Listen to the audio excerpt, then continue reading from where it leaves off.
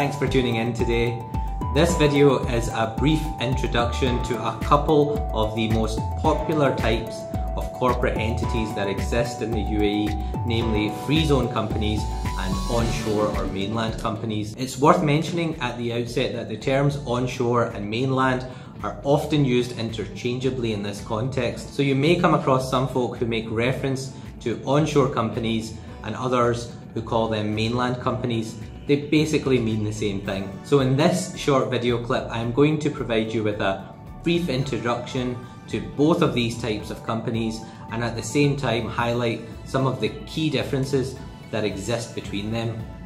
This could be of interest to someone who may be considering setting up a company in the UAE.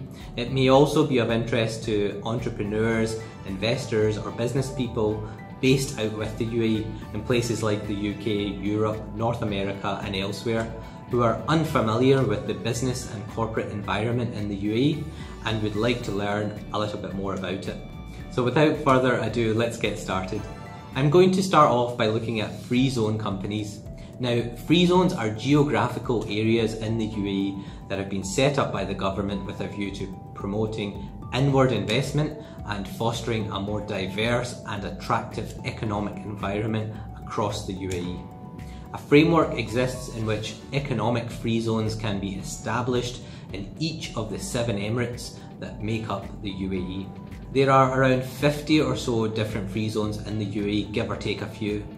Each free zone typically has its own regulatory framework, and free zone entities are generally not subject to the foreign ownership restrictions that exist for onshore or mainland companies. This is one of the key differences between free zone companies and onshore or mainland companies. Anyone who is thinking about establishing a business in the UAE will inevitably consider locating the business within one of the many free zones in the UAE, or they may decide to set up their business outside of a free zone, which is commonly known as setting up onshore or on the mainland, hence where we get the term onshore or mainland companies. The free zones seek to cultivate an attractive environment for business and generally offer a number of key advantages, some of which include 100% foreign ownership, 0 tax rates on corporate income, no foreign exchange controls, no restriction on capital repatriation of profits, no currency restrictions, generally no import or re-export duties, and freedom from excessive regulation. The various free zones in the UAE have different rules, regulations and requirements. Moreover, they each have different cost implications and varying levels of red tape and bureaucracy.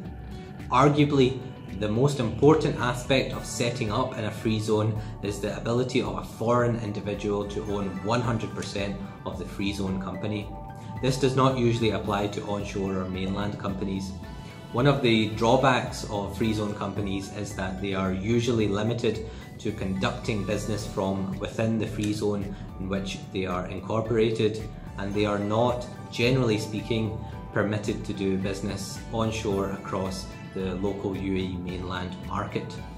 Moving on to mainland companies in the UAE, these are companies that are set up within the UAE mainland framework and are typically regulated by the relevant Department of Economic Development within the emirate in which they are registered. Mainland companies can trade and do business freely across the local UAE market.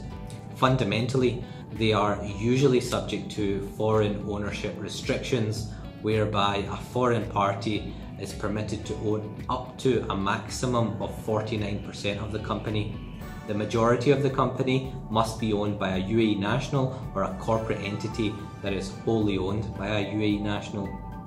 There are some exceptions, such as for GCC nationals and companies wholly owned by GCC nationals, as well as foreign companies who may be looking to establish a branch company on the UAE mainland. Mainland companies are governed in accordance with the Commercial Companies Law, which is colloquially known as the CCL.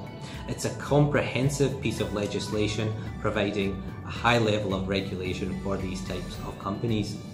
The existing framework around the foreign ownership restrictions that apply to mainland companies is going through some degree of change following the introduction of the Foreign Direct Investment Law. So the way things stand at the moment may change further down the line. So that's it for this video clip. I hope this helps with providing a brief introduction to free zone and mainland companies in the UAE.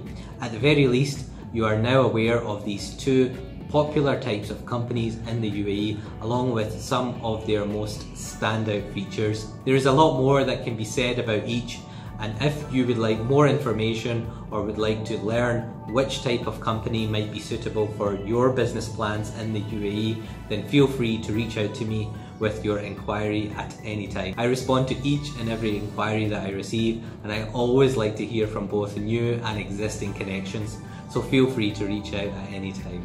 That's all for now. See you next time.